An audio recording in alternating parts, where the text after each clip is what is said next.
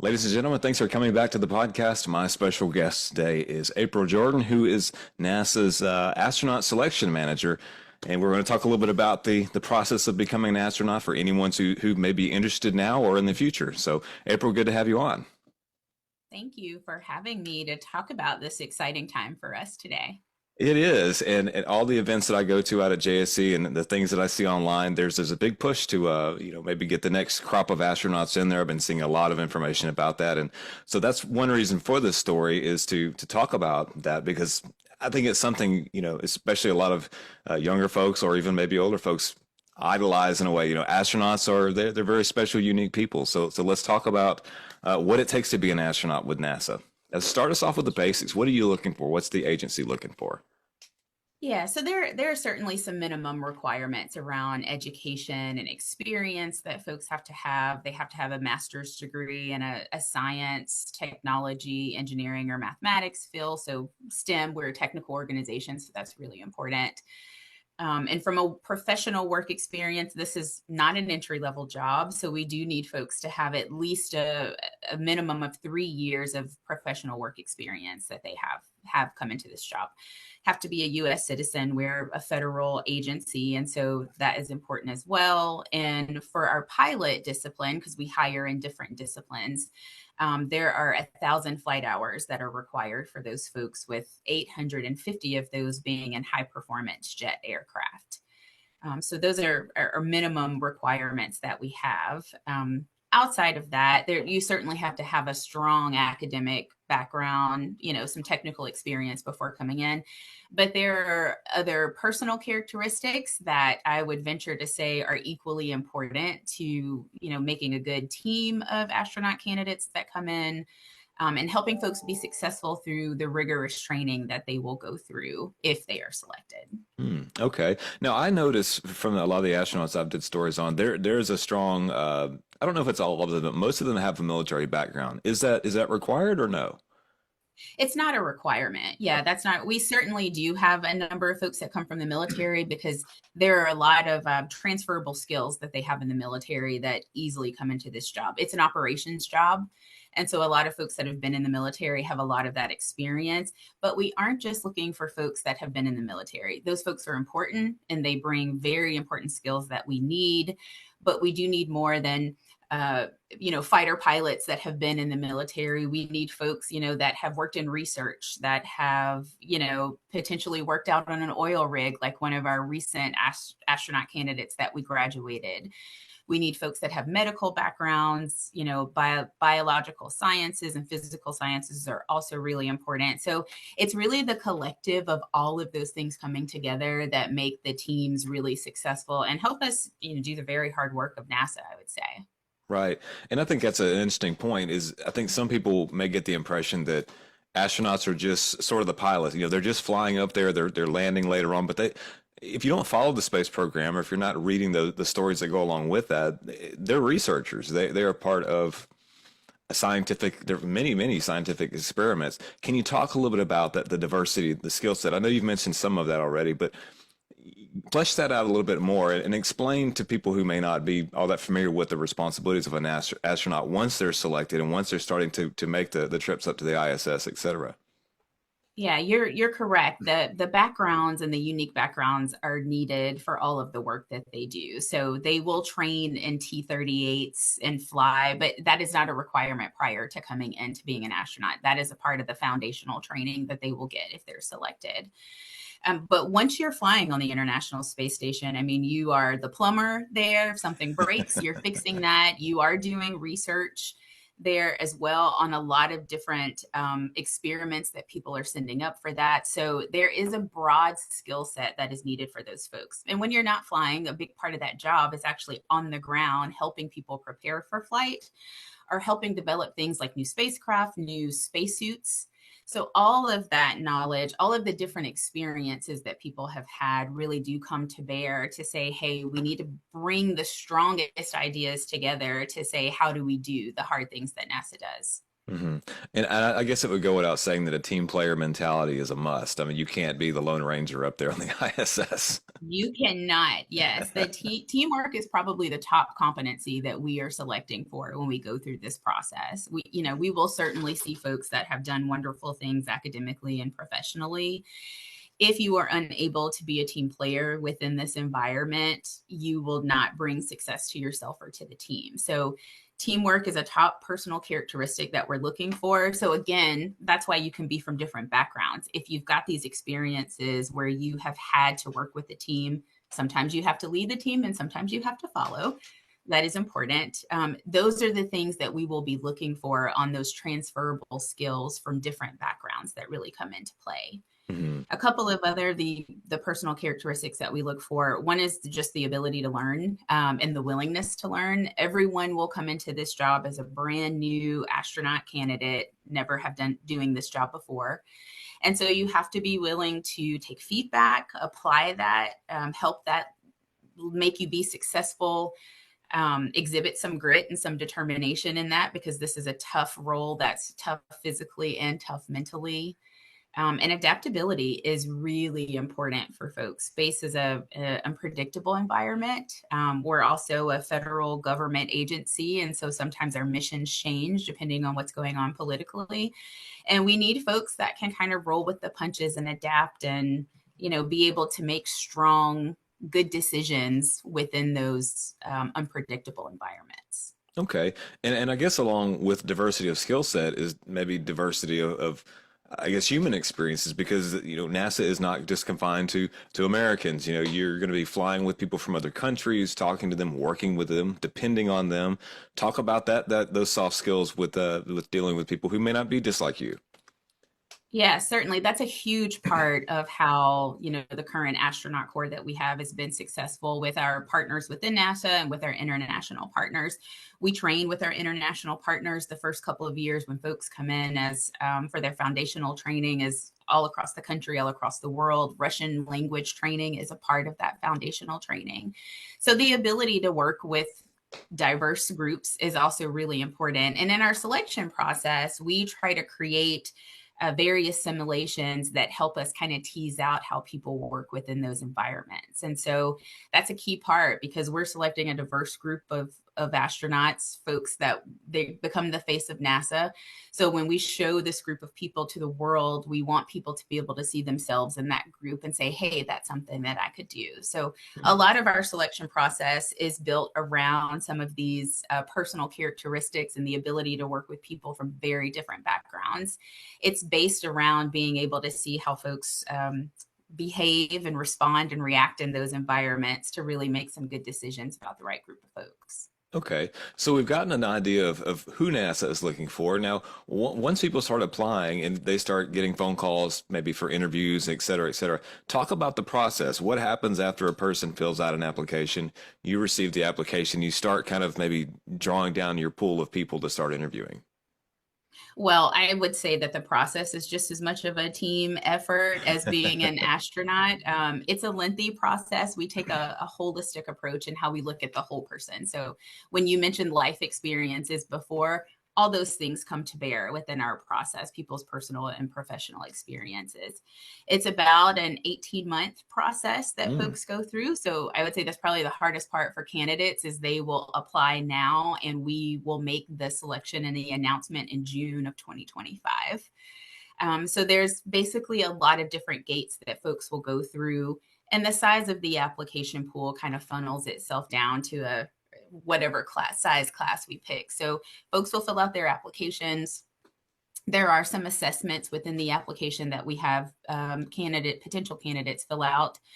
And those are really, again, based around the personal characteristics that we talked about. It's just really Mhm. having folks tell us a little bit more about themselves. From there, we have a rating panel, primarily made up of current astronauts. So these are subject matter experts in the role. They know exactly what it takes to do this. They do a first screening of those applicants to determine who's highly qualified. And then we have what's called an astronaut selection board. And again, made up primarily of current astronauts, flown astronauts that have experience flying. And those folks decide who comes for interviews. We have 2 rounds of interviews. And so they will decide on the first round of folks that come. There are a lot of activities that happen when they come with us. They come to the Johnson Space Center for those interviews for the first and second round.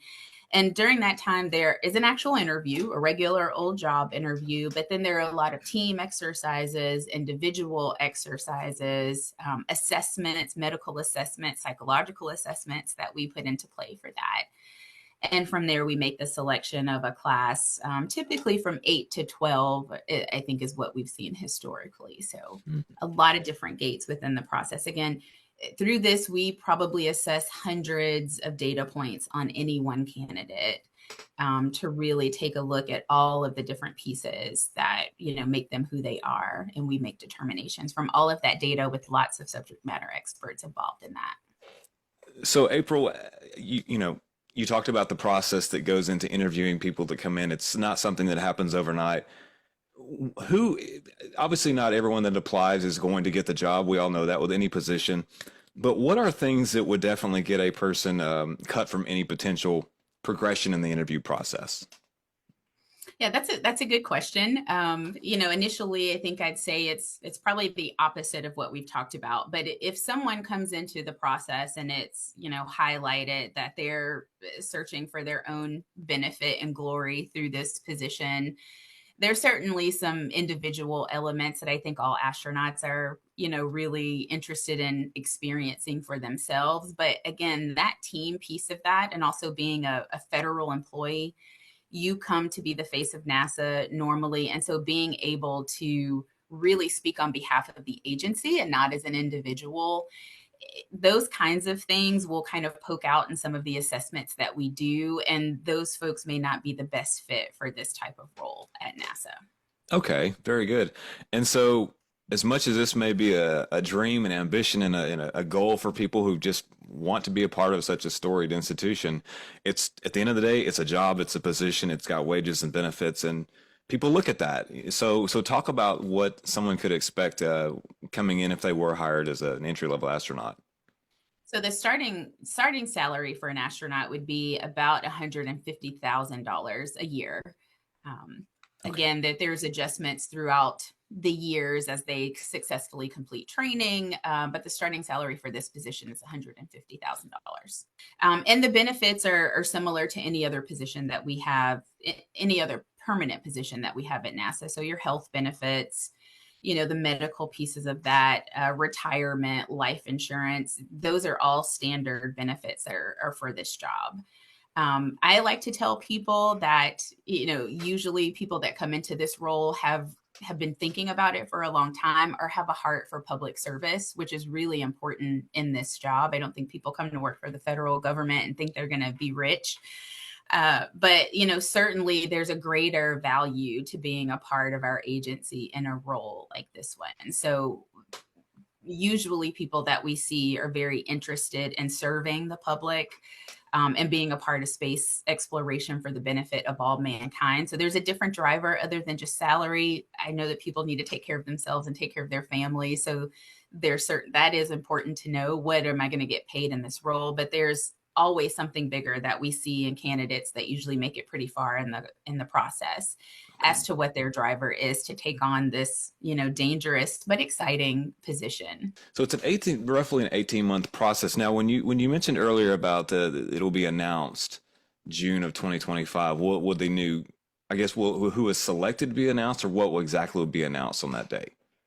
Yes, the class of new astronaut candidates that are selected will be announced in June 2025. So these will be the people that have made it through all of the different gates as a part of our selection process. And they will be the new class of astronaut candidates for NASA. Okay. So Okay, very good. Now, how often are new candidate classes opened up, and what necessitates a new class? Is there a certain threshold of astronauts you need to keep in the Corps, and if they're retiring out and you're reaching that threshold, then that necessitates a new class, or explain that? Yeah, you're spot on there, Richard. Actually, we run this process. We select new astronauts every 4 years. 4 years. Okay. And so this application ends up being about the same period within that cycle. And we look at a few things to determine, do we have the people and the skills that we need to accomplish the missions of NASA? So that's been the historical timeline. If at any point we decided, hey, we need to have a few more, we could certainly shift that. But it's really who's leaving. People, have been around for a while. They might be retiring. There may be a new set of skills that we need based on the new missions that we have. And so the astronaut office is always assessing, do we have what we need? And that will lead us to start a new application process for new astronaut candidates. Okay. Now, this kind of goes into some of the characteristics we talked about earlier of who you're looking for. And I didn't ask this, and I've wanted to ask this, not just for this story, but just personally when I see astronauts. Are there age ranges? Because I had this impression when I first started covering NASA that they were young, fresh out of college or the military in their early 20s, and that was it. But I see people look more like me in their late 40s, or early 40s. Can you talk about age ranges of astronauts? Well, there is no age requirement. I'm Okay. glad you asked that because that's probably one of the most popular questions that we get. There is no age requirement for folks to apply. Okay. And really, you would have to go back just to remind yourself it's not an entry level position. So Yes. some experience is needed, life experience and professional experience. And so, again, no age requirement, but when we are looking through candidates, we're making sure that they have a good foundation so that when they come in, they will be successful. And we know from past elections that folks that do have these minimum requirements have a higher chance of being successful through the training that follows if they are selected. Okay. So based on what you just said, training that follows, that's the next thing I'd like to talk to you about. So once an astronaut is hired, they officially can call themselves an astronaut. That's just the beginning. It's like any new endeavor. You've got the basics to meet the minimum requirements. Now you're hired, you're giving a shot. Now what happens? What's some of the So when training that happens next? Yeah, when we select them, they are astronaut candidates and they Okay. become full-fledged astronauts when they complete the 2 years of training. So Okay. I mentioned we will announce the new class in June of 2025. All those folks relocate to the Houston Johnson Space Center. This is the home of the astronaut corps, and they immediately start what I call 2 years of like basic training. So it's the basics of what you would need to know as an astronaut. And pending successful completion of that, they graduate. Like we just saw very recently, we had 10 new astronauts graduate to full Mhm. fledged astronauts. And so, in that 2 years, it's a really busy 2 years for them. They are doing training in our T-38s. That's probably the closest kind of training that we can get to put yourself in a life threatening situation and have you be able to respond. Russian language training is a part of that. You mentioned earlier, our international partners are very important to us, and we are still flying on the Russian Soyuz. EVA training, so extravehicular activity training. If they do fly, what are you doing if you're outside of a space vehicle? Robotics training. So they are all over the country, all over the world, in different training facilities and training with different people as a team. They stay together as that astronaut candidate class as they go through that 2 years of training. And hopefully, if they're successful, we graduate them to full fledged astronauts, and then they can be assigned to a NASA mission at that point. Mhm. Another aspect of the training I'd like for you to flesh out, April, is public relations, because astronauts are very much the public face of NASA. They get a lot of the attention, well deserved, but they're ambassadors and they're going out there, they're giving speeches, photo ops, everything. They different parts of the world. Talk about some of the training that goes into that. This is actually a big part of the job that I think people don't know about. There are a lot of interfaces that they're making. They're talking with fifth graders in their classroom about STEM education. Sometimes it's with our Congress people about why the missions of NASA are important. And so there's a good deal of media training that we do take them through before they actually, we do that pretty early on, because if they're selected as astronaut candidates, I think right away the world is interested in knowing about who they are, where they come from, what their experiences are. So our public affairs team works really closely with them to make sure that they're prepared for those interviews. We make sure that they're knowledgeable about the different things that are going on at NASA. And a lot of times it's just them sharing about their story. I think that's what people really want to hear is how did you get here? Hmm. What was it in your life that prepared you for this? What inspired you? What advice would you give? Which is, they know that right off the bat. So people do become the face of NASA very quickly in this role. And that is something that we do want candidates to be prepared for if they come into this. Okay. So I think this would be an interesting part of this story is your story yourself, April. How did you get involved with NASA? Yeah, thank you for asking that. So, Absolutely. yeah, I'm probably one of those folks that falls into the category of someone that did not naturally think that they could work for NASA. I don't Oh, have a degree in the STEM field. I have a business degree and an MBA. And so I was actually really surprised when I was called that there was an opportunity within human resources. That's the area that I reside in, that there was a position at NASA that I could work in.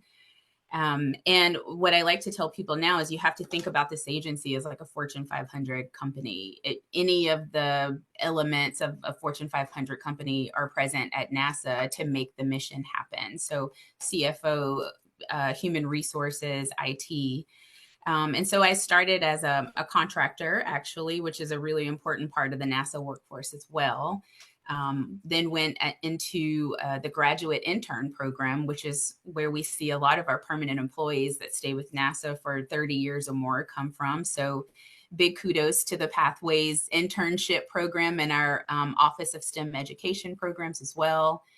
And then that's how I became a civil servant within HR, moved in a lot of different roles, had the opportunity to work with NASA astronauts, and never thought that I would be in this position helping to select astronauts and being public facing, telling people about all the great things about NASA. So it's been a great journey. And one of the things that I love about working with NASA is there are a lot of opportunities for people to really get into things that excite them every day. And I love the work that I do for this hmm. agency. So It's how an long have you honor. been out there so far? 15 years. Oh, okay. 15 years. Yeah. Okay, very good. And I know this interview is primarily about the astronauts, but I do a lot of stories on flight controllers, flight directors. I just think that's interesting because though the astronauts are definitely the public face of NASA, those of us who you working out there, me covering the program, there's a lot, thousands and thousands of people who make sure the astronauts have what they need to do what they do best. So I think it's Absolutely. interesting to get the perspective and the stories of people who are supporting in that in one way or another. Um, and you touched on some of the professions that work out there, and though this is about astronaut hiring, I mean, there's a lot of different opportunities out there for NASA. And with that, the process, obviously, the process for applying for an astronaut position is different than maybe some other skills, but in general, would those same principles, those team player characteristics, et cetera, apply for the other trades and the other skill sets that you're looking out there to fill other positions?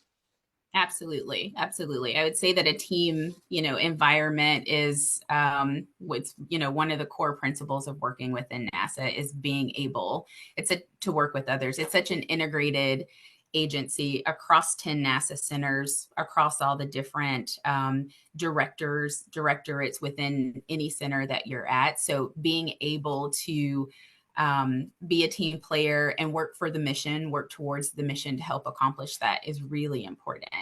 And you're right, we will select a fraction of the applicants, right, for this astronaut position, but there are so many other roles that make that position successful and make our agency successful. And so, people can absolutely go to usajobs.com to see what's out there. I'm sorry, .gov, usajobs.gov, Okay. to see all the different jobs that are available at all of the different NASA centers. And in the same way that we talk about the diversity of backgrounds for astronauts, that is also true for all the other professions at NASA. There are lots of missions. We talk about going to the ISS, but there's a lot of research missions that are going on. Um, Tons of work for people to find a place that fits them well and that really can inspire them to be a part of what we do. Okay.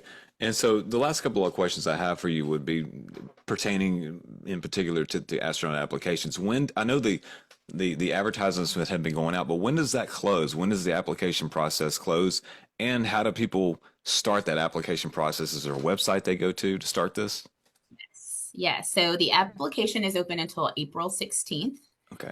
So about a week or so left for folks to take a look at that. They can go to nasa.gov/astronauts, and that will give you a direct link to the job announcement, also with some other information that people might be interested in taking a look at if they're interested in being an astronaut, but they can start there. The application itself is within usajobs.gov as well, but that NASA website will take folks right to that page. Okay. All right. Well, April, I appreciate you coming on and sharing your perspectives and some of your own experience working with NASA, and I wish everybody the best. Thank you. Thank you for letting us talk about the application. Hopefully, some potential applicants heard it that might not have been thinking about the job, and we see their applications in a few weeks.